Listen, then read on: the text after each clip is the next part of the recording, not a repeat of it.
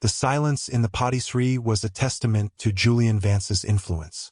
He had rented the entire place, a confection of cream-colored walls and polished brass in the city's most expensive district, for 2 hours on a Saturday afternoon.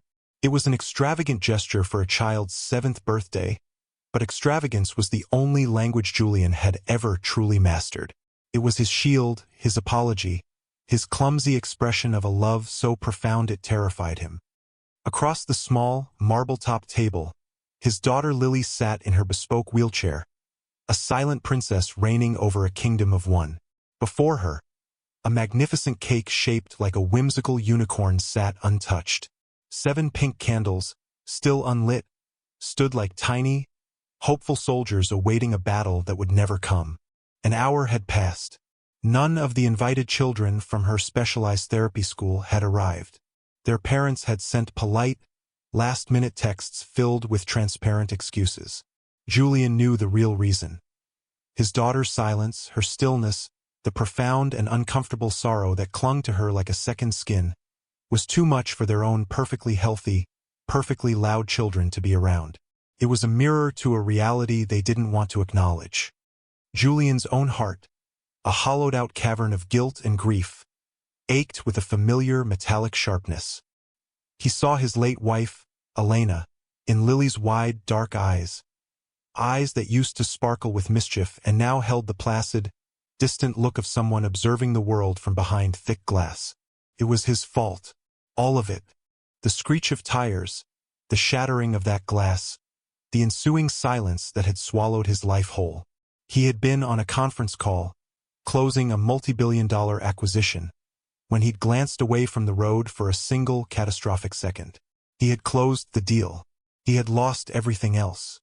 He forced a smile that felt like a grimace.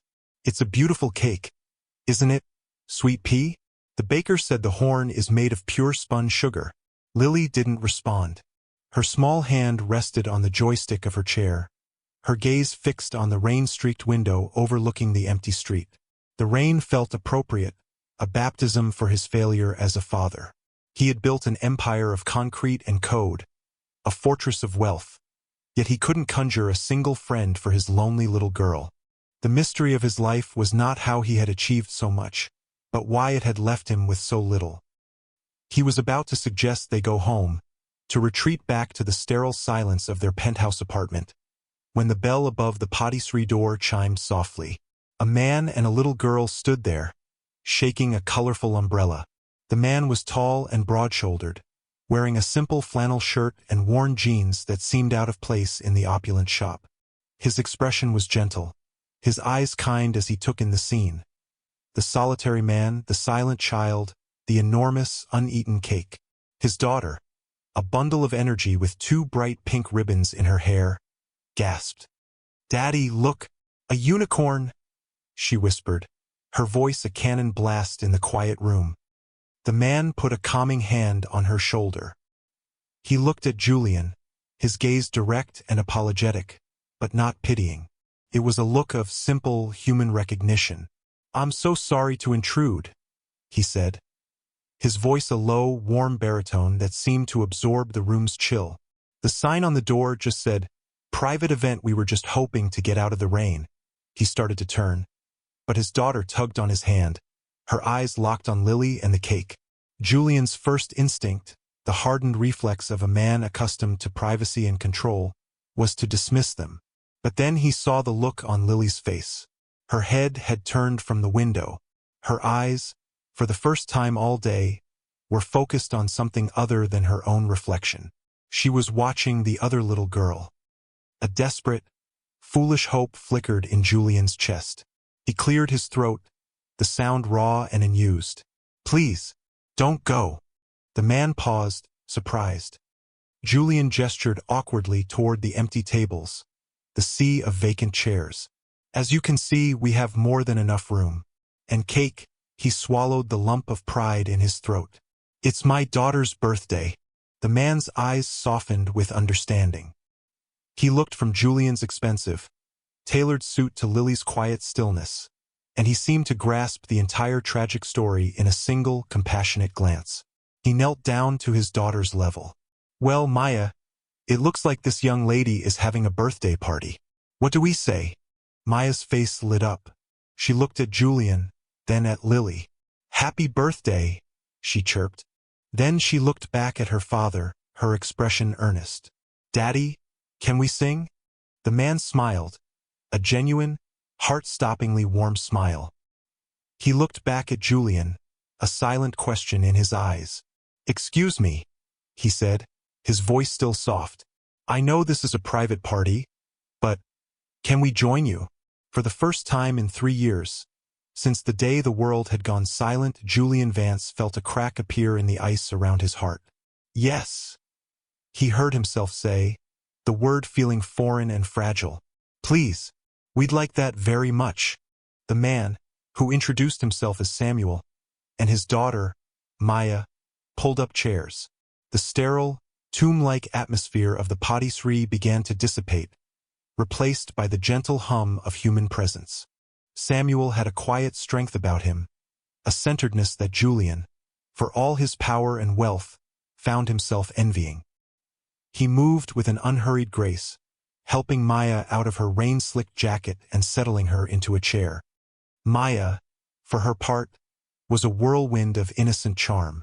She didn't seem to notice or care that Lily was in a wheelchair or that she didn't speak. Her world was governed by a simpler, more profound logic. My name is Maya, she announced, leaning as far over the table as her small body would allow without toppling over. I'm 6. I'll be 7 next year. Do you like unicorns? I love them. My grandma says they're horses with a magical party hat. Julian watched Lily, his breath held tight in his chest. A lesser man might have been annoyed by the child's unfiltered chatter, but to Julian, it was music. He saw a flicker of interest in Lily's eyes, a slight, almost imperceptible tilt of her head. It was more engagement than he'd seen from her in months. Samuel seemed to understand the delicate nature of the situation. He didn't push or pry. He simply took a napkin and began to fold it into a complex shape, his large, calloused hands moving with surprising dexterity. Maya has a lot of energy, he said to Julian, his voice a low counterpoint to his daughter's bright chatter. Comes from her mom's side of the family. He offered a small, self-deprecating smile. I'm more of the quiet type. She's wonderful, Julian managed to say, the compliment feeling inadequate. He felt a clumsy urge to explain his own life, to justify the cavernous emptiness of the room. We invited some of Lily's classmates. The weather, I suppose. He trailed off, the lie tasting like ash in his mouth. Samuel didn't acknowledge the lie.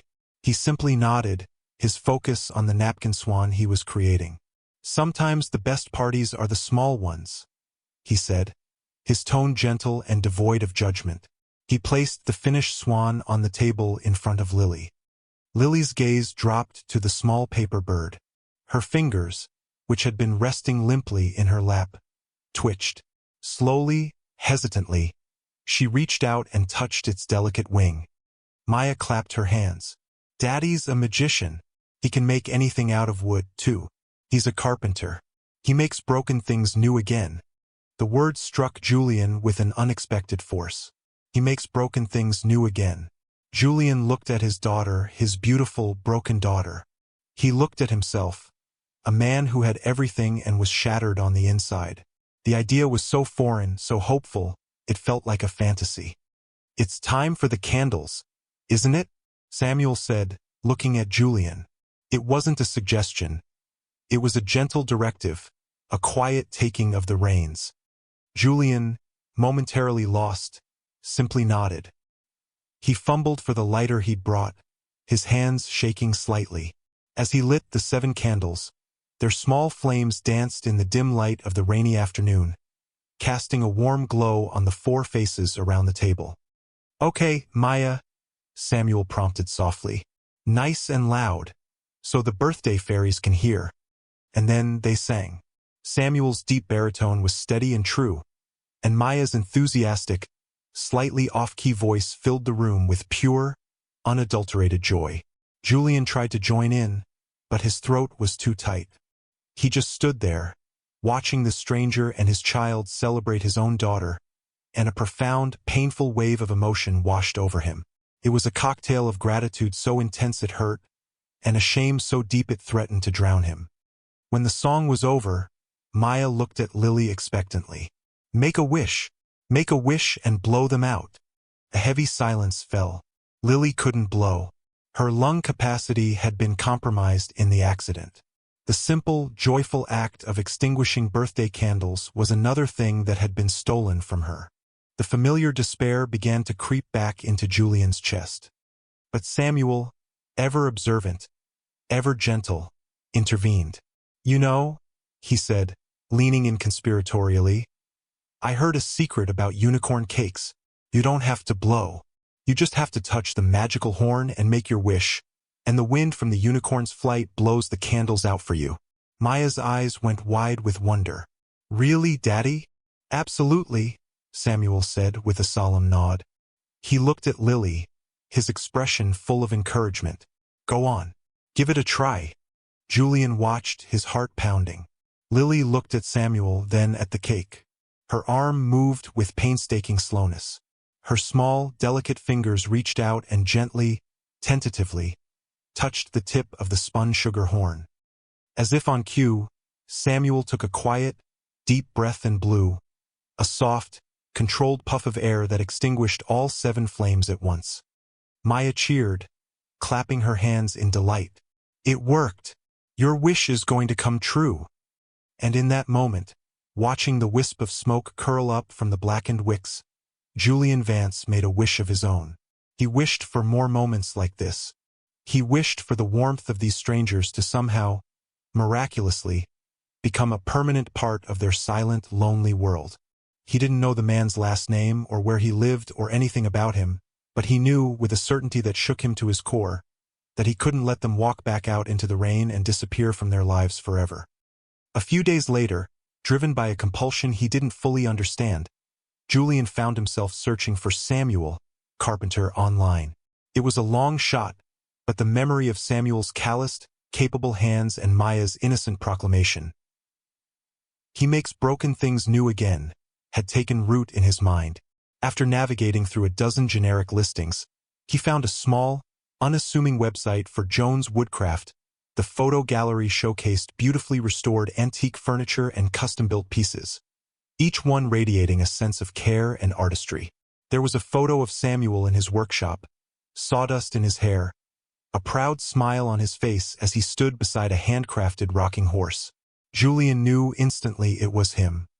The workshop was located in a part of the city Julian's limousine usually sped through, a neighborhood of brick warehouses and modest, hard-working businesses.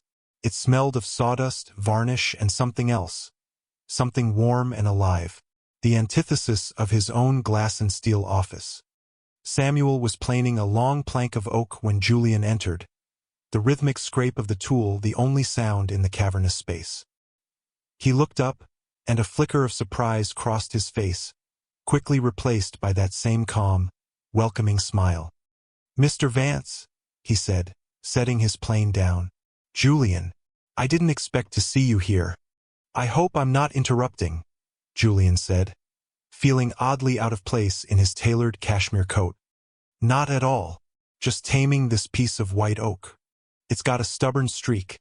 Samuel wiped his hands on a rag tucked into his belt. "Is everything okay? With Lily?" The immediate concern for his daughter touched Julian. "She's fine. She's—" The same. He paused, searching for the right words. "I came here for a reason. Maya said you build things. Custom things." Samuel nodded, his curiosity piqued. "Ido, what did you have in mind?" "An easel," Julian said, the idea having formed in his mind on the drive over. "Lily used to love to draw. Before the accident. Her physical therapist says it would be good for her fine motor skills, but the standard models are all wrong. They're too high, the angle is awkward for her chair. I want one that's perfect for her. Something beautiful. Something made of real wood." Samuel's expression softened. He walked over to a cluttered workbench, picked up a pencil, and grabbed a clean sheet of paper. "Tell me about her," he said. "Her height in the chair, her reach, what kind of art supplies she uses. Tell me everything." As Julian described Lily's physical limitations and her past love for vibrant colors and fantastical creatures, the conversation drifted. Samuel was a gifted listener, asking gentle questions that unspooled Julian's tightly wound thoughts. He didn't just ask for dimensions. He asked about Lily's favorite color, about the things that used to make her laugh. Surrounded by the scent of wood and the quiet dignity of Samuel's craft, Julian felt a wall inside him begin to crumble. He found himself talking not just about the easel, but about the suffocating silence of his penthouse, the platoons of paid staff who cared for Lily's body but couldn't reach her soul, the crushing weight of his own guilt. The doctors call it selective mutism, Julian said, his voice dropping to a near whisper. He hadn't spoken these words aloud to anyone but a therapist. They say it's trauma-induced. Her vocal cords are fine. She just chooses not to speak. Hasn't said a word since she woke up in the hospital.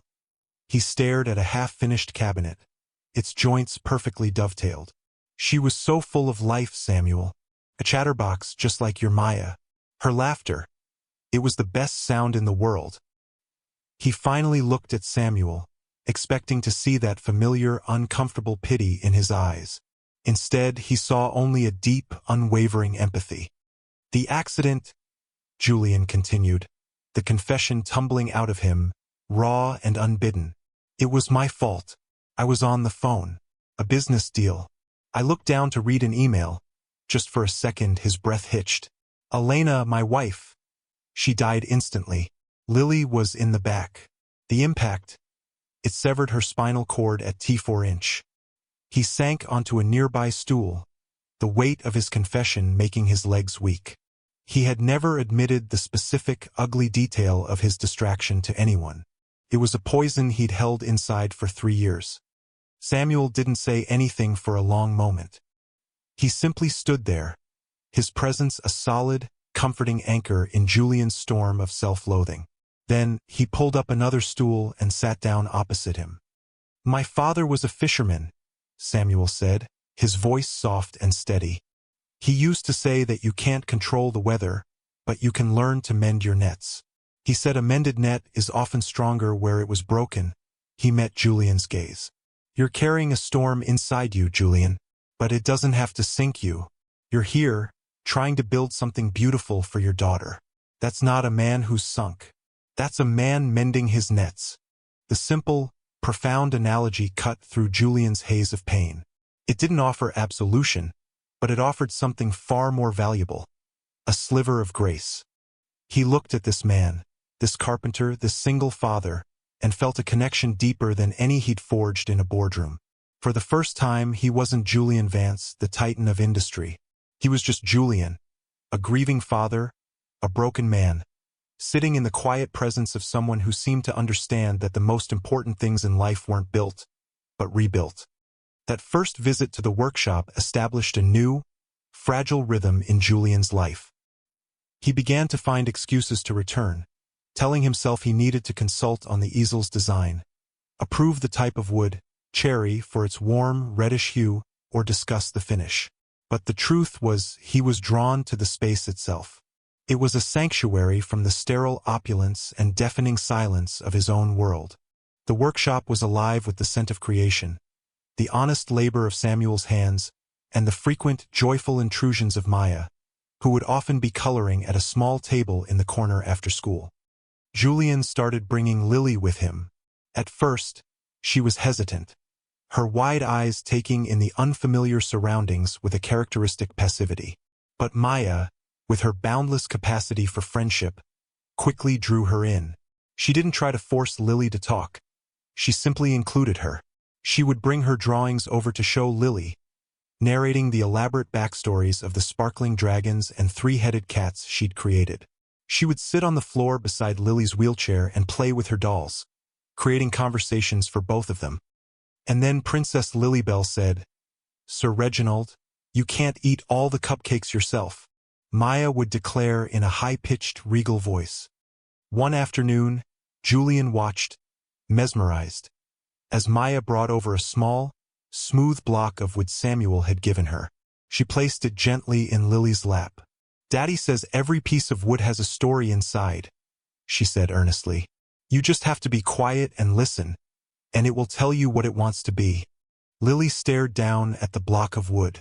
Her fingers, which so often lay still, curled around its smooth surface. She held it for the rest of the visit, her touch almost a caress. Julian and Samuel's conversations deepened during these visits. They fell into an easy rapport, talking as Samuel worked. Julian found himself fascinated by the process, by the way Samuel could see the potential in a raw piece of timber. He learned the difference between a dovetail and a mortise and tenon joint. He learned about the unique personalities of different woods, the forgiveness of pine, the regal hardness of oak, the rich complexity of walnut. My grandfather taught me, Samuel explained one day, carefully sanding the curved leg of the easel. He used to say that you have to respect the wood. It was a living thing once. It has a history, a grain. You can't force it to be something it's not. You have to work with it, find its strength and bring it out. Julian thought of his own life, of the way he had always tried to force everything, markets, competitors, even his own grief, to bend to his will. He looked over at Lily, who was watching Maya with a rare focus, and wondered if he'd been trying to force her to heal, instead of patiently, respectfully, working with the grain of her trauma. One evening, after dropping Lily off with her night nurse, Julian returned to the workshop alone. He'd brought a bottle of expensive whiskey, a gesture that felt both natural and strangely inadequate. Samuel was cleaning up, sweeping piles of sawdust into a bin. A little late for a design consultation, isn't it? Samuel asked with a wry smile, but he accepted the bottle graciously, retrieving 2 simple glass tumblers from a dusty shelf. They sat on a pair of sturdy workbenches, the amber liquid glowing in the low light of the workshop. For a while, they drank in comfortable silence. There's a rooftop garden at my penthouse, Julian said suddenly, the confession surprising even himself. Elena designed it. It was her passion. An oasis in the middle of all the steel and glass. Roses, lavender, a small Japanese maple. After the accident, I couldn't bear to look at it. I let it go. The plants are all dead now. Just withered stalks and dry soil in expensive Italian terracotta pots. He took a sip of whiskey, the burn a welcome distraction. It feels symbolic. Gardens need tending, Samuel said simply. They can't thrive on their own. But the roots are probably still there. Good soil doesn't just give up. The quiet wisdom in Samuel's words settled over Julian. He was beginning to realize that Samuel's carpentry and his worldview were one and the same. An appreciation for things that were real, that had history, and a belief that nothing, and no one, was ever truly beyond repair. It was a philosophy so fundamentally different from the disposable, cutthroat world he came from, and he found himself desperately wanting to believe in it. He was starting to feel the first tender shoots of hope pushing up through the dry, neglected soil of his own heart. The day the easel was finished, Julian felt a nervous excitement he hadn't experienced in years. Samuel had covered it with a canvas sheet, insisting on a dramatic reveal. When he pulled the covering away, Julian's breath caught in his throat. It was more than a piece of equipment. It was a work of art. The cherry wood glowed with a warm, satin finish. Samuel had engineered it to be fully adjustable with a simple, elegant crank system that Lily could operate herself. He had carved her name, Lily, into the top rail in a beautiful, flowing script. But it was the small details that undid him. At the base, Samuel had carved a tiny, hidden unicorn, a nod to her birthday cake. And the tray for her paints and brushes was lined with soft felt in her favorite shade of lavender. It was an object built not just with skill, but with love. Samuel, I don't know what to say, Julian stammered, his voice thick with emotion. It's perfect. I hope she likes it, Samuel said, a hint of shy pride in his voice. That evening, after they had delivered the easel to the penthouse and set it up in a sun-drenched corner of the living room, Julian insisted Samuel and Maya stay for dinner. It was a simple meal of pasta, a stark contrast to the catered affairs Julian was used to, but it was filled with more warmth than his dining room had ever known. Maya chattered away, and for the first time, Lily sat at the table with them, her eyes fixed on her new easel.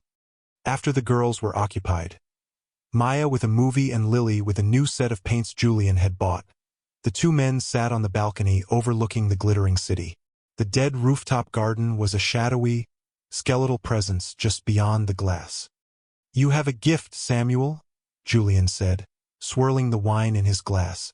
"Not just with wood. With people." Samuel shrugged, a humble gesture that was quintessentially him. "I just try to pay attention." He was quiet for a moment, his gaze on the distant horizon. It wasn't always so easy to pay attention to the right things. Julian waited, sensing a story was about to be shared. "Maya's mother, her name was Chloe," Samuel began, his voice soft. "We met young. I was an apprentice carpenter, full of big dreams but with empty pockets. She was ambitious. She wanted the life you have, Julian." The view from this balcony, he smiled, a sad, knowing smile.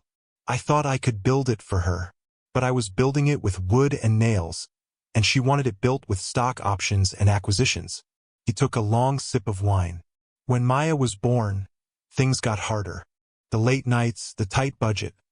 It wasn't the life she'd pictured. The crying baby, the sawdust on my clothes. It was all too real, too messy.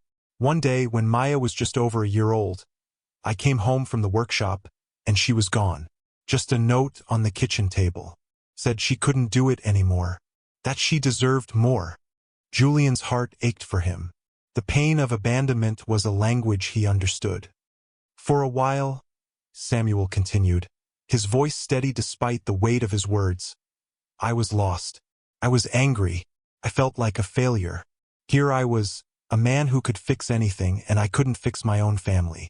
But then I'd look at this tiny little girl, this perfect little person who depended on me for everything, and I realized I wasn't a failure. I was a father. And that was enough." He turned to Julian, his eyes clear and direct. "Maya saved me. She taught me that your life isn't defined by what you lose. It's defined by what you hold on to, what you nurture, what you tend to." The parallel was unmistakable. Julian looked over at the dead garden. He thought of Lily, of the life he had neglected in pursuit of a hollow empire. Samuel's story wasn't one of bitterness or regret. It was a testament to resilience, to a love so powerful it could rebuild a life from its foundations. Just as Julian was about to respond, to thank him for his vulnerability, his phone buzzed on the table. The caller ID sent a jolt of ice through his veins. Marcus Thorne. He hesitated, then answered, his voice instantly reverting to its cold, corporate tone. "Marcus." "Julian, darling." Marcus's voice oozed with a familiar, predatory charm. "Long time no see. I'm back in the city. I think it's time we had a little chat about the future. Specifically, the future of Vance Industries. Some of your investors are getting nervous. They're looking for a leader with his eye on the ball, not on, well, personal distractions." The threat was veiled but unmistakable. Marcus Thorne was not just his former business partner. He was the brother of his former fiancée, the woman who had left him months before the accident, taking a significant chunk of his company with her in a brutal settlement. The betrayal had been Julian's first real wound, the one that had taught him to trust no one. And now, the architect of that pain was back, circling like a vulture, ready to pick apart the life Julian was so desperately trying to piece back together. The brief, fragile peace of the evening was shattered. The storm Samuel had spoken of was no longer just inside him. It was bearing down on his horizon. The reemergence of Marcus Thorne was like a ghost from a past Julian had tried to bury. Marcus embodied the very world Julian was slowly, tentatively trying to escape. A world of ruthless ambition, transactional relationships, and a belief that vulnerability was a fatal weakness. He had been Julian's partner in building Vance Industries, but their philosophies had diverged. Julian built to create, Marcus built to conquer. The final schism had been both professional and personal. A bitter corporate divorce entangled with the public implosion of Julian's engagement to Marcus's sister. Marcus had never forgiven him for what he perceived as a slight to his family's honor and, more importantly, to their shared financial interests. His first move was insidious. He began courting Vance Industries' most crucial, long-term investor, a shrewd old-money patriarch named Alastair Harrington. Marcus didn't attack Julian's business acumen directly. That was beyond reproach. Instead, he crafted a subtle, poisonous narrative about Julian's emotional state. "He's a brilliant man, Alastair. No one denies that," Marcus said, his voice a symphony of feigned concern over lunch at an exclusive club Julian no longer frequented. "But the tragedy, it's changed him. He's distracted, unfocused. He's spending his afternoons in some dusty workshop in the industrial district. His priorities have shifted. The killer instinct that built the company is gone. He's become sentimental." Marcus let the word hang in the air, knowing that in their world, sentimental was synonymous with weak. He hinted at Julian's deep-seated guilt over the accident, twisting a father's grief into a narrative of instability and negligence. He painted a picture of a king who had lost his nerve, leaving his kingdom vulnerable. The whispers reached Julian through back channels and concerned calls from his board members. The pressure began to mount. The company's stock, which had been a bastion of stability, dipped almost imperceptibly, a tremor before an earthquake. Julian found himself dragged back into late-night strategy sessions, poring over quarterly reports and market projections, the familiar armor of the CEO settling back over him. His time at the workshop dwindled. He'd call Samuel with brief, apologetic excuses. "Swamped at the office," he'd say, the words feeling like a betrayal on his tongue. He missed the scent of sawdust. He missed the easy silence with Samuel. He missed watching Maya teach his daughter how to laugh with her eyes.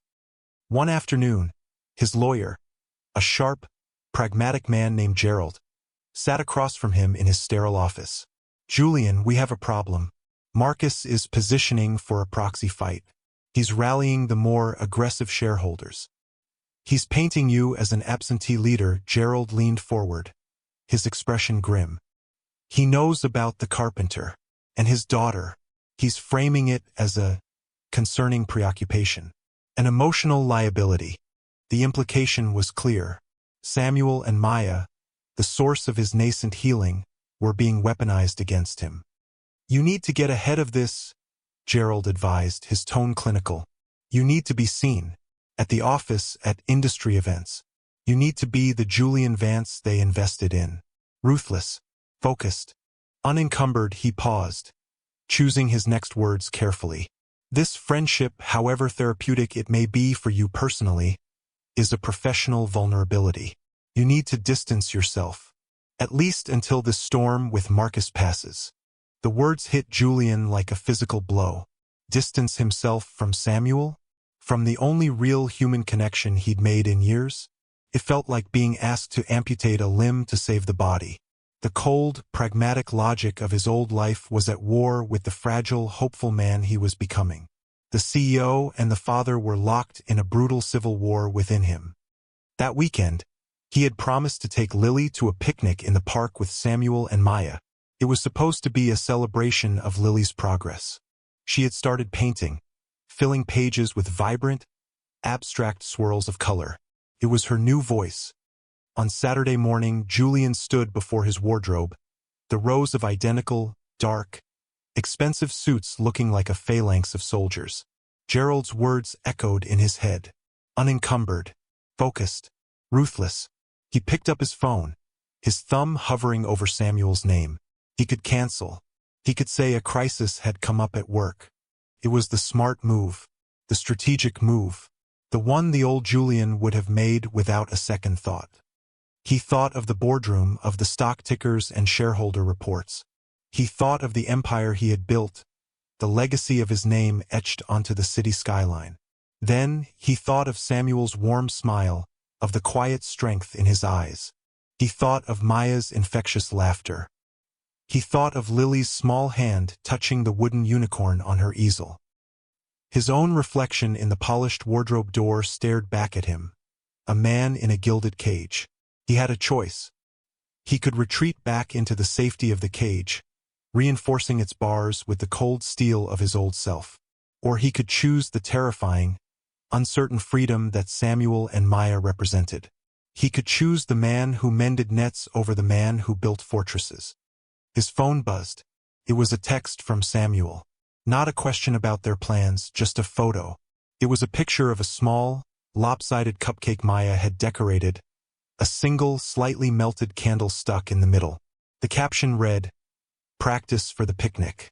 Maya says this one is a success cupcake for Lily's amazing painting. A success cupcake. It was so simple, so pure, so completely outside the metrics and valuations that governed his life. It was everything Marcus and Gerald and the entire corporate world would dismiss as sentimental nonsense. And in that moment, Julian knew it was the most valuable thing he had ever been offered. He put the phone down, turned his back on the rows of suits, and walked out of the closet. He knew the crisis wasn't about Marcus or the company. The crisis was about who he was going to be. The choice was his, and for the first time he was terrified he might make the wrong one, but even more terrified of not making one at all. He was standing on the precipice between his old life and a potential new one, and the fall looked both terrifying and liberating. The final confrontation was scheduled for a Monday morning board meeting. Marcus had successfully maneuvered to get himself on the agenda, ostensibly to propose a strategic partnership. But Julian knew it was a thinly veiled coup attempt. He would be there, alongside Alistair Harrington and the other key stakeholders. It was the arena where Julian had always thrived, a place of power plays and calculated rhetoric. But now, the thought of it filled him with a profound weariness. The weekend picnic had been a bittersweet oasis. Seeing Lily sitting on a blanket in the sunshine, her face tilted up to the warmth, while Maya chased butterflies nearby, had solidified the terrible conflict within him. Samuel had been his usual, steady self, but he'd sensed Julian's distraction. "Whatever it is, Julian," he'd said as they packed up, "don't let them make you forget who you are. Not the CEO. You." Now, standing in his penthouse, knotting a silk tie, Julian felt like a fraud. The suit felt like a costume, the tie a noose. He was preparing for a battle he no longer believed in, to defend a kingdom he was no longer sure he wanted. He had spent the entire night staring at spreadsheets and drafting a defense, a ruthless, surgical counterattack designed to dismantle Marcus's proposal and expose his predatory motives. It was a brilliant strategy. It was also utterly devoid of soul. As his driver navigated the morning traffic, Julian's phone chimed. It was another photo from Samuel. He had taken the girls back to the workshop for the morning. The picture showed Lily in front of her easel. She was holding a paintbrush, and on her face was an expression Julian hadn't seen since before the accident. It wasn't a full smile, not yet, but it was close. It was a look of pure, unadulterated contentment, of peace. And on the canvas behind her was a painting. Not the usual abstract swirls, but something recognizable. It was a crude, childish rendering, but unmistakable. A unicorn, a bright pink ribbon, a smiling man, and a little girl. It was a portrait of their new, fragile family. The image hit Julian with the force of a physical impact. All the air went out of his lungs. The spreadsheets, the stock prices, the hostile takeovers. It all dissolved into meaningless noise. What mattered was in that photograph. That was the real bottom line. That was the only merger he truly cared about. He walked into the boardroom at Vance Tower, the air thick with tension. Marcus was already there, schmoozing with Harrington, looking sleek and confident in a sharkskin suit. He gave Julian a triumphant smirk. The board members shifted uncomfortably in their leather chairs. The meeting began. Julian sat silently as the preliminary reports were read, his mind 1,000 miles away in a dusty workshop. When it was Marcus's turn to speak, he rose, radiating confidence. "Gentlemen," Marcus began, his voice smooth as silk, "Vance Industries is at a crossroads. It requires bold, aggressive leadership unburdened by outside emotional entanglements. It requires a singular focus on growth." He was about to launch into his presentation when Julian held up a hand. "Marcus, please. Allow me." A surprised silence fell over the room. Julian slowly got to his feet. He didn't look at his notes. He didn't look at the hostile faces of the board. He looked out the floor-to-ceiling window at the city he had conquered, and he felt nothing. Then he turned and met Alistair Harrington's gaze. "For the past 3 years," Julian began, his voice quiet but clear, resonating with a truth that stunned the room into silence. "I have been living a lie. I've pretended to be the same man who built this company. A man driven by profit, by acquisition, by the relentless pursuit of more. But that man died in a car wreck on the interstate, alongside my wife." A collective gasp went through the room. Marcus's face paled. "He died because he was on his phone, closing a deal, instead of watching the road," Julian continued, his voice cracking with emotion but gaining strength with every word. "He sacrificed his family for a percentage point, and I have been living with the consequences of his choices ever since. My daughter, Lily, who sits in a wheelchair and has not spoken a word since that day, is the living embodiment of that horrific bargain." He paused, letting the weight of his confession settle. "Marcus is right about one thing. I have changed. I am distracted. But I am not distracted from this company. I am distracted from the hollow, meaningless pursuit of wealth that almost cost me everything. I've been spending my time with a carpenter, a man who builds things that last, a man who taught me that you don't measure a person's worth by their stock portfolio, but by their integrity. A man who is a better father to his daughter on a carpenter's salary than I ever was with all my billions." He looked directly at Marcus, whose smug expression had curdled into disbelief. "You want to talk about value? Let me tell you about value. This morning, my daughter painted a picture. It was the first time she has created a recognizable image since her injury. That piece of paper, that single, priceless piece of paper is worth more to me than this entire company and every asset in it." He turned back to the board. "Therefore, I cannot, in good conscience, continue to lead you in the way you expect. I am resigning as CEO of Vance Industries, effective immediately." The room erupted in shocked murmurs. Marcus looked as though he'd been struck by lightning. "However," Julian continued, raising his voice to be heard over the din, "I am this company's founder and largest shareholder, and I propose to take on a new role, chairman of the board, a role focused on long-term, sustainable, and ethical growth, a role that will allow me to oversee the philanthropic arm of this company, to ensure we are building something of real value in this world. And my first act as chairman will be to recommend a new CEO, someone with the skill, the vision, and the integrity to lead us. My current COO, Eleanor Vance," he nodded to his cousin, a brilliant woman he'd mentored for years. Alistair Harrington, who had been listening with rapt attention, slowly began to clap. The sound was solitary at first, then another board member joined in, and another. They were applauding not a business decision, but an act of profound courage.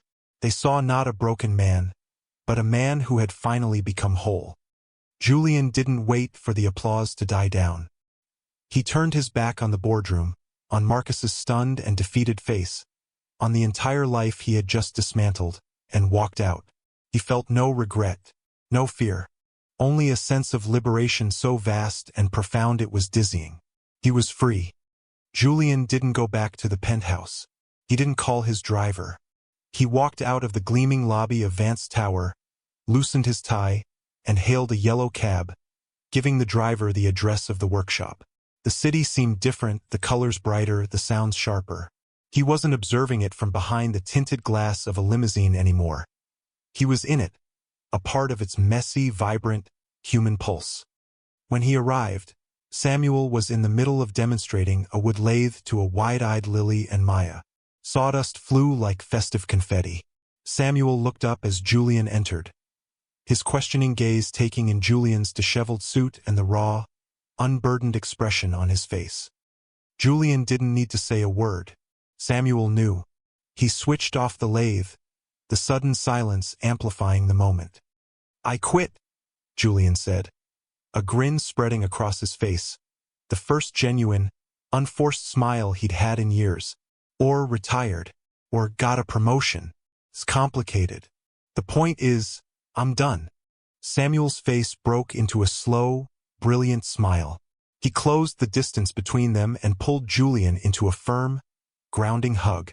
It wasn't a hug of pity or consolation, but one of pride and welcome. "Welcome back," Samuel whispered. Julian buried his face in Samuel's shoulder, the scent of cedar and flannel an anchor in his new, unwritten life. He felt the tension of the last 3 years, the weight of his guilt and the burden of his empire, finally, blessedly release. A small sound made them both turn. Lily was looking at them, her head tilted. Her expression was one of intense concentration. She looked at Julian, at his tear-streaked, smiling face. Her own small mouth opened. A sound emerged, quiet and raspy from disuse, but clear as a bell in the silent workshop. "Daddy," she said. Julian's heart stopped. He knelt before her wheelchair, his hands trembling as he took hers. He stared into her eyes, those beautiful, dark eyes that were no longer distant, but present and shining with a light he thought was lost forever. "Daddy," she repeated, her voice a little stronger this time. She reached out a small hand and touched his cheek. "You look happy." The words, so simple, so profound, broke the final dam within him. Sobs of grief, of relief, of immeasurable joy shook his entire body. He wasn't just happy, he was reborn. He wrapped his arms around his daughter, holding her as if for the first time. Maya, sensing the sacredness of the moment, came and wrapped her small arms around both of them. Samuel placed a steady, warm hand on Julian's shoulder, completing the circle. In the quiet of the workshop, surrounded by the beautiful, unfinished work of a man who knew how to make broken things new, Julian Vance was no longer a CEO or a titan of industry. He was just a father, a partner, a man. He was home. 1 year later, the sun streamed through the large picture windows of a house that was neither a sterile penthouse nor a modest brick workshop, but something in between. It was a home they had designed together, nestled on a few acres of land just outside the city. It was filled with light, accessible ramps that looked like architectural features, and the lingering, pleasant scent of cherry wood from Samuel's new, expansive workshop out back. In the garden, a riot of color bloomed. Roses, lavender, and a healthy Japanese maple tree, transplanted with painstaking care from the neglected rooftop of Vance Tower, thrived in the rich soil. Julian, in jeans and a worn t-shirt, knelt in the dirt, showing Lily how to gently pack soil around a new seedling. Lily, now 8, was a different child. Her speech had returned, blossoming slowly at first, then in a torrent of pent-up observations and questions. She still used her wheelchair, but she moved with a newfound confidence and purpose. Her art studio, a glass-walled room that opened into the garden, was filled with vibrant, joyful paintings. Samuel came out of the house carrying a tray with lemonade, his daughter Maya skipping along behind him, her pink ribbons bouncing. She and Lily were inseparable, their bond forged in the quiet understanding of a shared family, a chosen sisterhood. Julian looked up, his gaze meeting Samuel's over the heads of their daughters. The love that had grown between them was like one of Samuel's creations, solid, true, and built to last. It was a quiet, steady thing, nurtured by shared vulnerability and mutual respect. He watched as Maya helped Lily water the new plant, their laughter mixing with the buzz of the bees in the lavender. He thought of the man he used to be, a man who measured life in acquisitions and market shares, who lived in a silent tower overlooking a world he was too afraid to touch. He had believed his life was over after the accident, that he was destined for a life of penance and loneliness. But a chance encounter on a rainy afternoon, a simple act of kindness from a stranger, had changed everything. Samuel and Maya hadn't just joined them for cake. They had joined them for life. They had shown him that true strength wasn't about being unbreakable, but about having the courage to mend. That a home wasn't a collection of expensive things, but a collection of moments. And that the greatest fortune in the world wasn't a number in a bank account, but the sound of your child's laughter in a sun-drenched garden. Samuel sat down in the grass beside him, their shoulders touching. "Good soil," Samuel said, his eyes twinkling as he looked at their thriving garden, their thriving family. Julian smiled, his heart full to bursting. The best, he replied. He knew, with a certainty that settled deep in his bones, that some roots, once they find their way back to the light, can grow into something more beautiful than you ever could have imagined.